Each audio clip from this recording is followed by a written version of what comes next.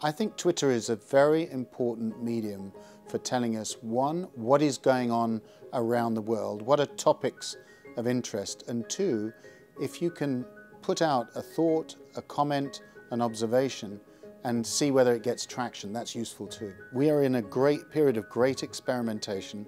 Twitter is a relatively new phenomenon. It's powerful. It's created a tremendous audience. It's instantaneous.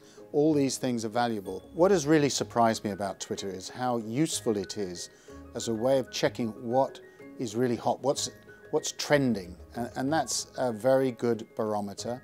The instant feedback is useful, and most of all, it's allowed me to relearn the art of writing a headline. I think Twitter is a useful part of strengthening our brand as a multimedia news experience.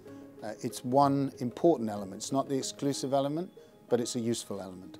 Twitter, along with other social media, has definitely helped grow our audience. When I announced the digital first strategy in January this year as part of my New Year message, I thought it was important to lead by example, and that's why I chose Twitter. The most interesting story that I followed and led on in Twitter was when we had the budget, George Osborne's budget, and we had a conference of the editorial writers, and we were trying to come up with a term to describe this budget, and somebody else, not me, described it as a Daily Mail budget, not a Financial Times budget.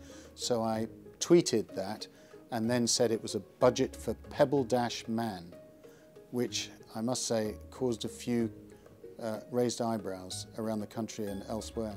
There's no question that Twitter had an influence in the spreading of news, what was going on in the Arab Street, in the Arab Spring in 2011. More recently, Twitter was also quite useful, I think, in tracking reaction to the budget. I think that Twitter has been a bit of a revelation for me, but as I say, it needs to be done in modicum because it is very addictive.